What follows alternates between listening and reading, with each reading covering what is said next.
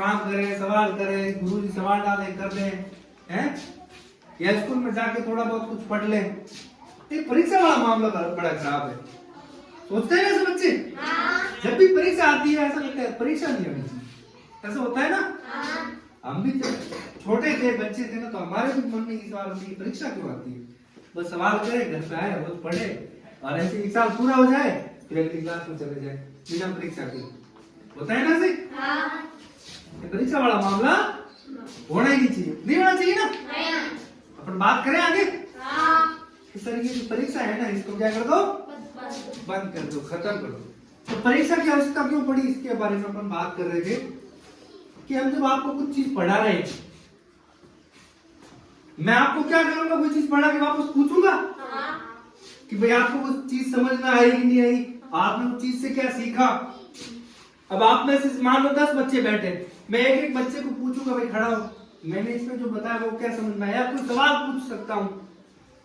तो 10 में से 5 बच्चे हो सकता है बता दें कि सर ये चीजें थी, इसमें ये होता है। मान लो मैंने संख्या बढ़ाया तो आपने सर इसको संख्या कहते हैं किसी भी नाम को, लेकिन कुछ बच्चों की समझ में नहीं आता। तो वहां से मुझे क्या पता चला कि 5 बच्चों के समझ में आ गया है, लेकिन 5 बच्चे जो है वो ऐसे हैं जिनको समझ में नहीं आया। अब यहाँ पर क्या बात समझ में आई, मेरे एक टीचर के, पढ़ाने वाले के ये बात समझ में आई कि जो 5 बच्चे हैं उन पर एक और अतिरिक्त कार्य करने की आवश्यकता है। जो 5 बच्चे जिनको समझ में नहीं आया है उनको और पढ़ाने की आवश्यकता है।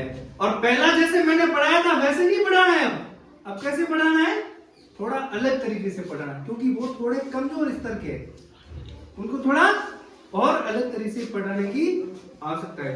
बताओ इस बात का पता मुझे कैसे चला? अरे 5 बच्चों को आता है और 5 बच्चों को नहीं आता, इस बात का पता मुझे कैसे चला? कैसे चला? पूछने से। पूछना मतलब मैंने क्या लिया? आपकी परीक्षा। तो परीक्षा से जो है एक आकलन निकलता है। क्या निकलता है? आकलन। वहां से एक अध्यापक को ये पता चलता है, यानी परीक्षा लेने वाले को ये पता चलता है कि बच्चे का वास्तविक स्तर कैसा है।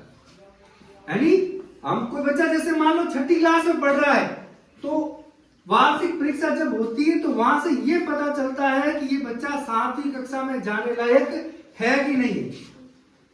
अगर वो 7वीं कक्षा में जाने लायक नहीं है तो उसको 7वीं कक्षा में भेज सकते हैं क्या? नहीं है? मतलब 6ठी क्लास तक के स्तर का जो जैसे गणित का ज्ञान होता है, हिंदी का ज्ञान होता है, अंग्रेजी का ज्ञान होता है, क्या वो उस बंदे ने उस कक्षा में प्राप्त कर लिया है, ये पता चलता है।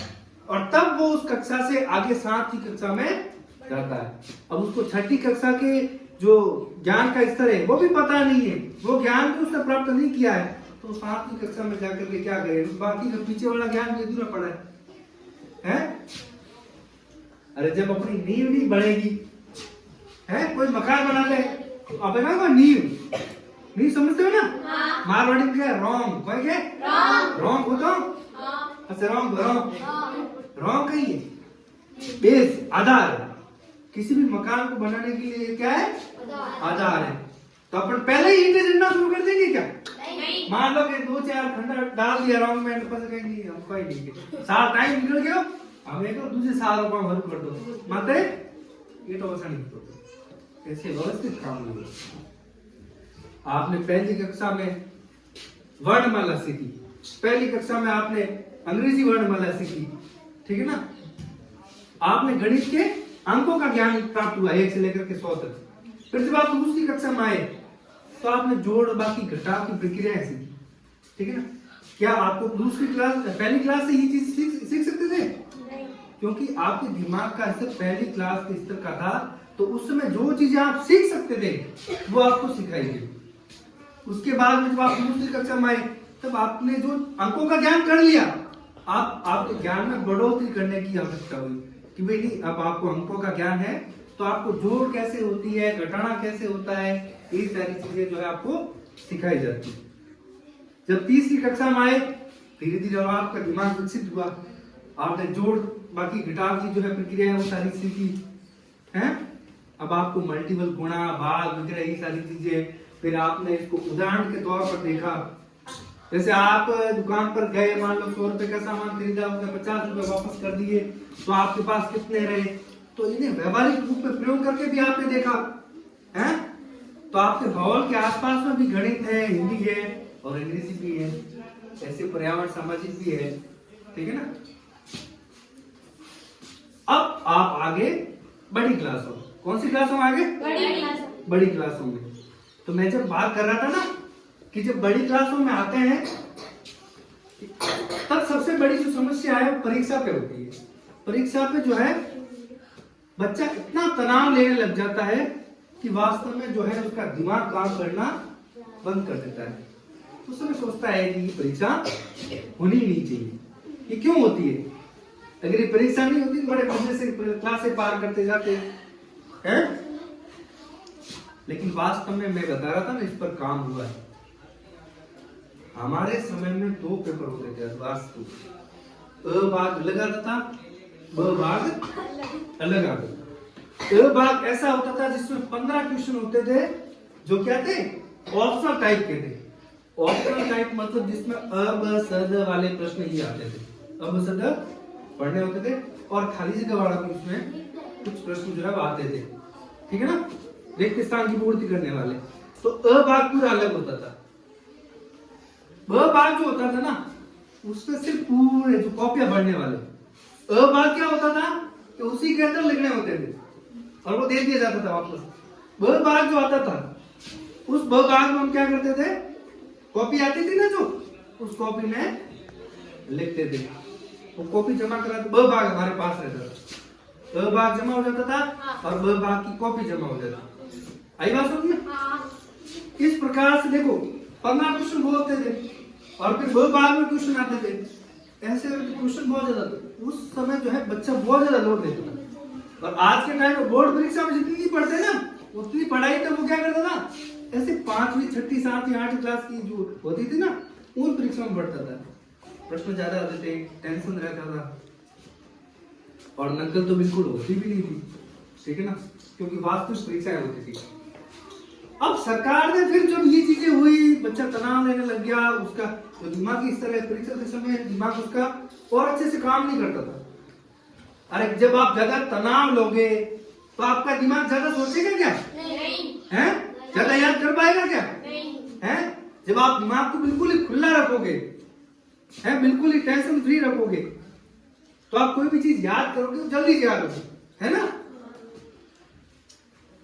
तब सरकार ने सोचा कि भाई चलो ये काम इसको छोड़ देते हैं और धीरे धीरे उन्होंने क्या किया, एक ही पेपर कर दिया। क्या कर दिया? एक ही पेपर कर दिया। एक ही पेपर में अब शब्द कर दिए और उसी में ही ब भाग के जो क्वेश्चन जो आते हैं ना, वर्णनात्मक, इसमें वर्णन करना होता है, ठीक है ना, लघुत्रात्मक, अति लघुत्रात्मक, ठीक है ना, अति लघुत्रात्मक छोटे छोटे 1 लाइन वाले क्वेश्चन, फिर लघुत्रात्मक जिसमें 2-3 लाइन के, फिर निबंधात्मक। निबंधात्मक का मतलब इसमें पूरे निबंध की तरह लिखना होता है, बड़ा 1 पेज 2 पेज ऐसे बढ़ते होते हैं, ठीक है ना। इस प्रकार के प्रश्न आने लगे।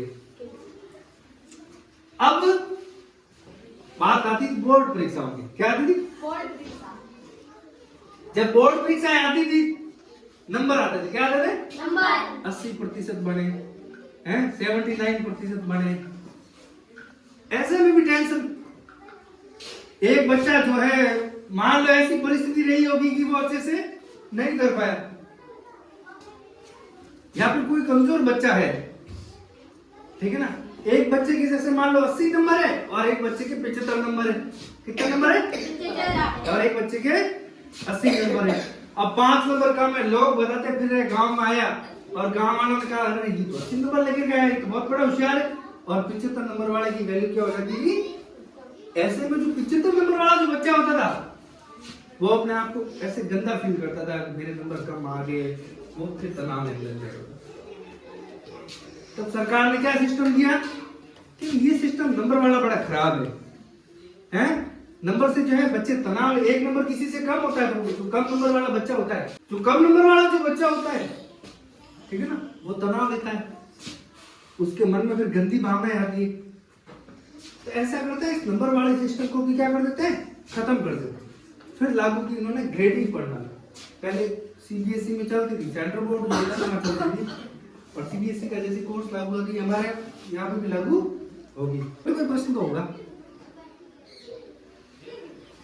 जिस बच्चे के मन में कोई प्रश्न नहीं उठता है उसका दिमाग क्या हो गया है, बैठ गया है। क्या हो गया है? और वास्तव में प्रश्न उठने चाहिए।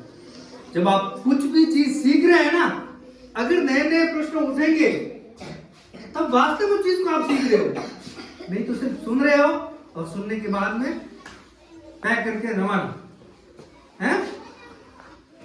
ऐसे नहीं होना चाहिए। आप कोई भी पाठ भी पढ़ रहे हो, कोई सर पढ़ा रहे हैं तो प्रश्न उठना चाहिए। जैसे ये विज्ञान सब्जेक्ट एक ऐसा सब्जेक्ट इसमें प्रश्न पे प्रश्न आते हैं, प्रश्न पे प्रश्न आते हैं, ठीक है ना। ये क्यों हुआ, ये कैसे हुआ, ये कैसे होता है, क्यों होता है, तब जो चीज आप सीखते हो सार्थक होती है। तो कोई प्रश्न नहीं है परीक्षा में, हैं? तो चर्चा किस पे करें? प्रश्न ही नहीं है तो चर्चा क्यों करें? प्रश्न तो होना चाहिए ना। कोई समस्या नहीं आती। अब कुछ चीजें जो मैं बता रहा हूं और प्रश्न कोई है तो बीच में सोच करके बता देना, पूछ लेना, ठीक है। पहली चीज तो ये, परीक्षा कोई ये चीज नहीं बताती कि कौन बच्चा कितना होशियार है, कौन बच्चा कितना होशियार है। किसी से तुलनात्मक अध्ययन नहीं है ये, किसी से तुलनात्मक नहीं है। तुलना करने के लिए परीक्षा नहीं ली जाती भाई गोसाई जो है वो बहुत होशियार है, वो कमजोर है, ये बताने के लिए नहीं ले जाती। परीक्षा ली जाती है खुद का आकलन करने के लिए। वास्तव में मैंने जो है इस साल में क्या क्या सीखा है और कितना सीखना बाकी है। आपका एक सिलेबस होता है, पाठ्यक्रम होता है? पाठ्यक्रम में कुछ चीजें हैं जो साल भर गतिविधि हमारी चलती है। उस गतिविधियों के माध्यम से हम कुछ न कुछ क्या करते हैं, सीखते हैं। तो जो सीखा है वो कितना सीखा है इसका आकलन परीक्षा के माध्यम से पता चलता है। जैसे वार्षिक परीक्षा का मायना है उतना ही अर्धवार्षिक परीक्षा का मायना है। अब आप ये पूछोगे सर कि ये बीच बीच में फालतू की झंझट क्यों करें, लास्ट में एक साल में परीक्षा कर दी खत्म है। लेकिन वास्तव में ये देखो, अगर मैंने कोई चीज आपको पढ़ाई, ठीक है ना, जैसे एक महीने में मैंने आपको कोई चीज पढ़ाई, मैं भी सोचता हूँ देखो कि 7-8 महीने कोई चीज पढ़ा देता हूँ और लास्ट 10वें महीने मुझे पता चलेगा बच्चे ने क्या सीखा है। अब जैसे 10वें महीने मुझे ये लगे कि 10 में से 8 बच्चे ऐसे हैं जिन्होंने कुछ नहीं सीखा है और 2 बच्चों ने सीखा है। अब 10 महीने तो गुजर गए, 8 बच्चे हैं जिन्होंने कुछ सीखा ही नहीं है। अब तो मैं उसको क्या सिखाऊंगा, जबकि उसका पूरा साल तो गया, नहीं सिखा पाऊंगा ना, क्योंकि मेरे को 10वें महीने यानी वार्षिक परीक्षा ली तब पता चला कि 8 बच्चे ने कुछ सीखा ही नहीं। इसीलिए निरंतर अपन को आकलन करने की आवश्यकता रहती है। तब मैं पहले क्या ले रहा हूं, प्रथम टेस्ट। जब मैं प्रथम टेस्ट लूंगा तो मुझे पता चलेगा कि फलाने बच्चे जो है जिन्होंने इतना सीखा है और फलाने बच्चे इतने हैं जिन्होंने इतना सीखा है।